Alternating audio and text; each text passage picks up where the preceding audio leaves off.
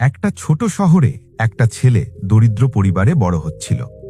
বাড়িতে বাবা মা ছিল, কিন্তু সংসার চলত খুব কষ্টে। ছেলেটার একটাই স্বপ্ন ছিল, জীবনে বড় কিছু করা। সকালে সে স্কুলে যেত, বিকেলে ছোট দোকানে কাজ করত। সহপাঠীরা হাসত, তোমার মতো দরিদ্র লোক বড় কিছু হতে পারবে? ছেলে চুপ থাকত, কিন্তু ভিতরে ভিতরে আগুন তৈরি হচ্ছিল। তার স্বপ্ন ছিল একটা বড় বিখ্যাত দোকান বানাবে, যেখানে মানুষ শাড়ি দিয়ে কেনাকাটা করবে।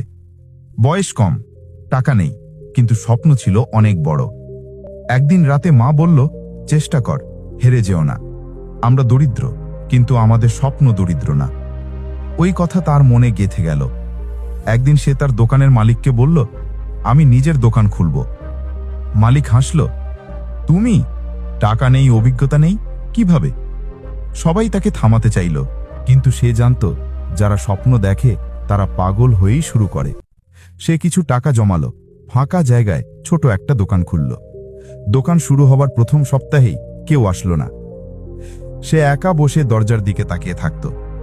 সন্ধ্যায় মা এসে বলতো, হাল ছাড়িস না, শুরুতে কেউ আসে না, পরে সবাই আসে। বৃষ্টি, রোদ, ঝড়, দোকান চলত না। একদিন ছেলেটা রাস্তায় বসে থাকলো, চোখে পানি, মনে হচ্ছিল সব শেষ। তখন এক বৃদ্ধ এসে বলল, ছেলে, তুমি উঠতে শিখেছ, এবার টিকতে শেখো।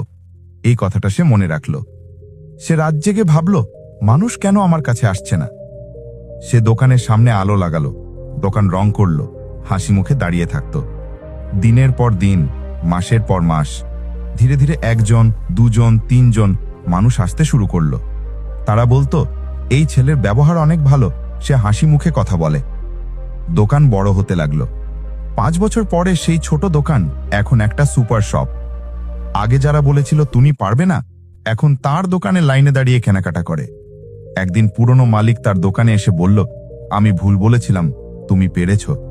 ছেলে হাসল, চোখে একটু পানি, আর মনে মনে বলল, জীবনে বড় কিছু করতে চাইলে জিততে হবে না, হাল না ছাড়াই হয় আসল জিত।